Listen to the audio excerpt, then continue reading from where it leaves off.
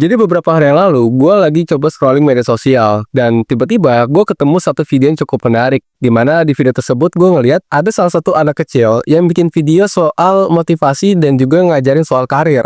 Di zaman sekarang, kerja keras aja gak cukup. Sebenarnya gue tuh udah ngeliat konten-konten serupa di video-video sebelumnya gitu, di mana ada seorang anak kecil yang ngajarin atau bikin konten ngebahas soal ranah orang dewasa. Nah, sebagai orang yang ketika ngeliat konten yang unik itu nggak cuma sekedar dari kontennya doang, akhirnya gue cobalah buka kolom komentarnya. Nah, pas gue kolom komentarnya, ternyata bener dugaan gue, memang banyak orang yang muji-muji si anak tersebut. Sebenarnya menurut gue wajar aja ya, kenapa orang tuh bisa pada muji si anak kecil tersebut. Karena memang ketika kita ngeliat ada seorang anak kecil bisa ngomongin atau ngebahas masalah ranah orang dewasa, pasti kita akan kagum dengan pesonanya. Jadi sangat wajar kalau misalnya banyak orang tuh yang kagum dengan konten tersebut. Tapi nggak sedikit juga nih, gue lihat ada head comment yang masuk ke dalam video tersebut. Nah, tapi terlepas dari apakah lebih banyak head comment ya atau banyak orang yang mujinya, gue tiba-tiba jadi kepikiran, kok bisa ya anak-anak kecil ini tuh mereka jadi kepikiran untuk ngebahas soal itu semua. Karena gue aja waktu dulu seumuran mereka, itu paling gue masih main PS gitu. Sedangkan anak-anak di zaman sekarang itu banyak yang udah melek soal finansial, melek soal pekerjaan dan segala macam gitu. Bahkan gak sedikit juga sampai bikin konten ngajarin soal itu semua. Tapi kalau menurut gue pribadi ya, sebenarnya gue tuh adalah orang yang kurang setuju dengan kota-kota seperti itu. Nah, kenapa demikian? Makanya video kali ini gue mau bahas kenapa sekarang banyak anak-anak kecil yang bikin konten soal motivasi dan juga keuangan, dan alasan kenapa gue nggak sepenuhnya setuju dengan konten-konten tersebut. So, disimak sampai habis.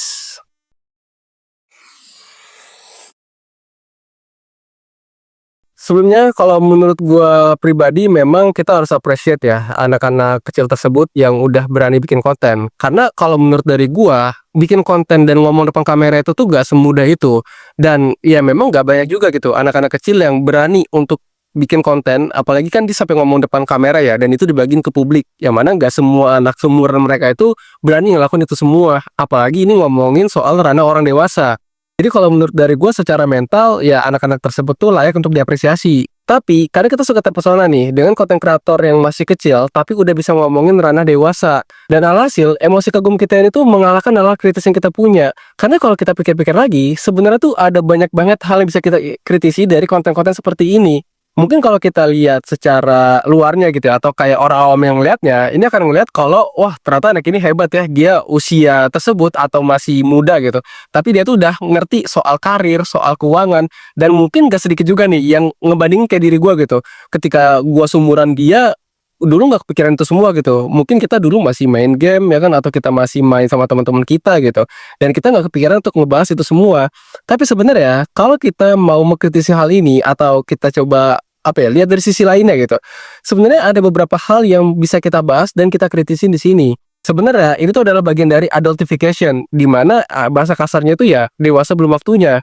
Jadi kalau misalnya ranahnya anak kecil itu biasanya itu adalah main, terus ngomongin tugas sekolah, ngomongin apalagi ngomongin soal game, ngomongin film gitu. Tapi ini tuh udah ngomongin ranah orang dewasa, kayak ngomongin karir, ngomongin pekerjaan, ngomongin uang gitu. Ya sebenarnya bagus kalau misalnya masih kecil itu udah ngerti atau udah melek literasi finansial gitu, atau udah ngerti nih kira-kira ke depannya tuh dia mau jadi apa. Sebenarnya tuh bagus, tapi itu belum ranahnya mereka buat ngajarin. Karena sebenarnya karir atau pekerjaan dan keuangan itu lebih kepada pengalaman, bukan sekedar hafalan. Mungkin kita bisa gitu ngeduplikasi atau ngeliat konten kreator yang usianya udah dewasa dan ngebahas soal finansial, dan kita bikin konten serupa juga dengan mereka-mereka itu. Tapi kan pengalaman yang kita punya itu berbeda tentunya ya kan. Apalagi ini anak usia masih sangat-sangat muda, yang mana mungkin uang jajan aja masih minta gitu. Dan bahkan ya kerja aja mereka tuh gak pernah.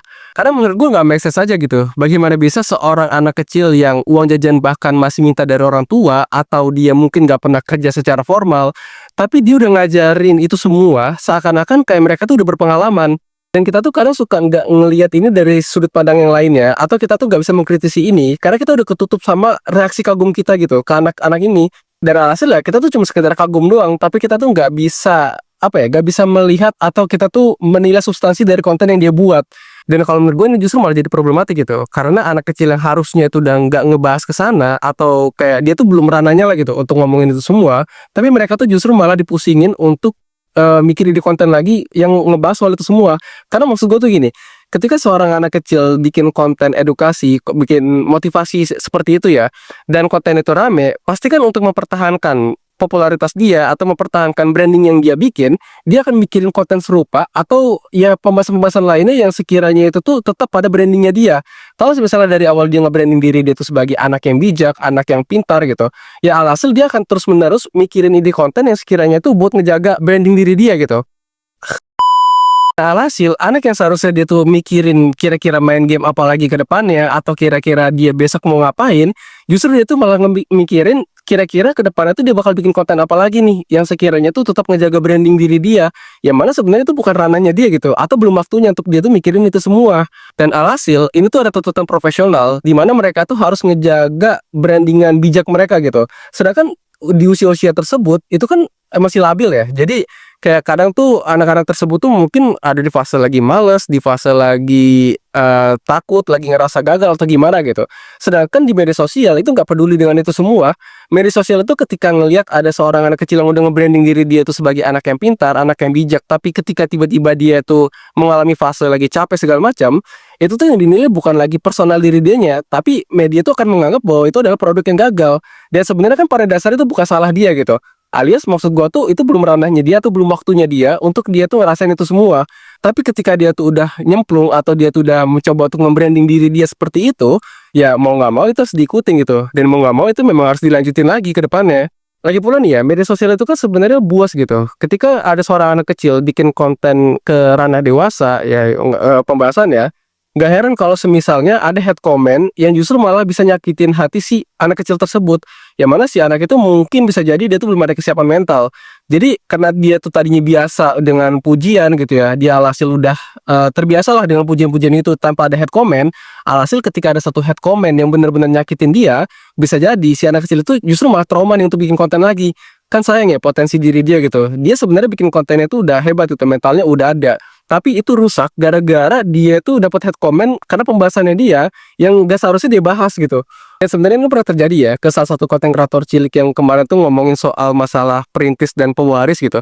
Itu kan langsung banyak tuh yang ngasih head comment ke dia gitu. Dibilang kalau jadi perintis itu lebih enak gitu, sedangkan lu aja pewaris dan segala macam head comment lainnya.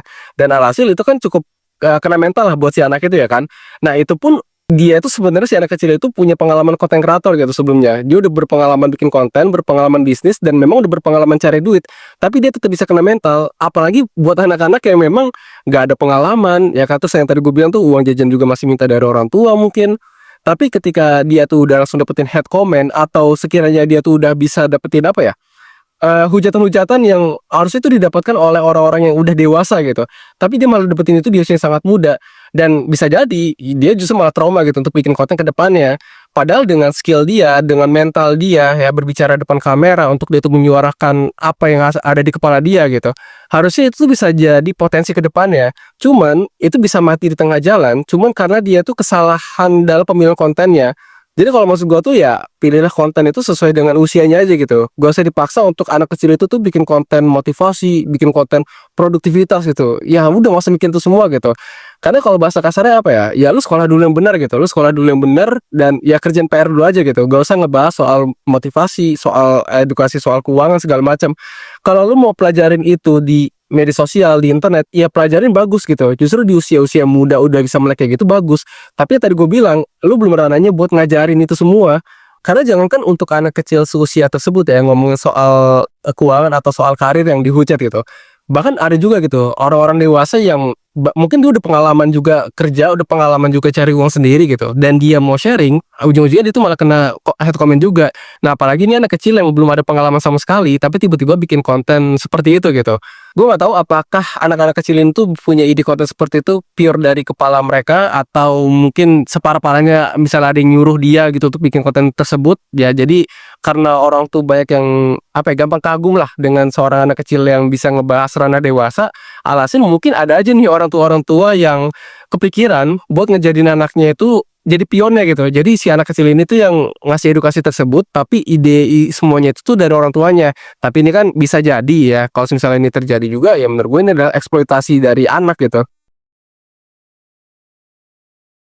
Intinya sih bukan bikin kontennya yang berhenti ya, tapi mungkin lebih bisa bijak lagi gitu, milih ide kontennya yang mana itu sesuai umurnya aja. Jangan maksain untuk bikin konten yang merambah ke orang-orang dewasa. Karena ya yang tadi gue bilang gitu, kadang tuh bisa jadi risikonya itu datang melebihi dari kapasitas mental yang mereka-mereka punya gitu, anak-anak kecil ini. Karena di usia tersebut itu bukan waktunya untuk mereka tuh dapat hujatan dari banyak netizen gitu. Ya kalau menurut gue kan memang sebenarnya banyak ya pembahasan-pembahasan yang bisa dilakukan sama anak kecil gitu. Kayak mungkin mereka bisa sharing keseharian mereka ya kan, atau enggak kayak ngomongin film. Atau kalau misalnya nih ya kan ada anak kecil yang udah melek finansial dan dia tuh mau sharing gitu isi konten dia tanpa dia tuh ngajarin. Sebenarnya kan ya dia nggak harus bikin konten yang seakan-akan ngajarin soal finansial ya, tapi mungkin kontennya tuh bisa dirubah. Kayak contoh dia sharing gimana cara dia itu nabung gitu, atau cara dia tuh nyisin uang jajan dia buat nabung. Kan itu kan sebenarnya bagian dari literasi finansial ya kan, yang mana mungkin itu tuh bisa jadi pelajaran juga buat orang-orang yang nonton video tersebut, dan dari dianya pun juga gak ada beban tanggung jawab gimana pun gitu, karena pada dasarnya dia tuh nggak ngajarin, tapi dia tuh lebih ke sharing pengalaman apa yang udah dilakuin. Dan itu pun menurut gue juga lebih berkelas ya, ketika kita ngelihat itu tuh ya, oh kita ngelihat ada anak kecil ini bukan cuma sekedar ngomong doang nih, tapi dia tuh ngelakuin beneran gitu loh. Jadi kalau menurut gue sebenarnya ya kadang tuh mereka-mereka bikin konten seperti ini bagus juga ya. Maksud gue tuh mereka secara mental oke gitu. Mereka tuh mentalnya ada, skillnya juga ada buat ngomong depan kamera. Ya gimana pun tetap harus kita apresiasi ya. Karena yang tadi gue bilang, gak semua dari anak-anak sosial tersebut itu tuh bisa berani untuk bikin konten seperti itu. Tapi ya balik lagi, bukan ranahnya gitu untuk mereka tuh ngajarin soal edukasi-edukasi seperti itu. Gimana nih pendapat lo soal anak kecil ini yang udah ngerambah ke pembahasan orang dewasa? Coba tulis di kolom komen. Well, sekian dulu pembahasan kali ini. Semoga bermanfaat dan sampai jumpa di segmen selanjutnya.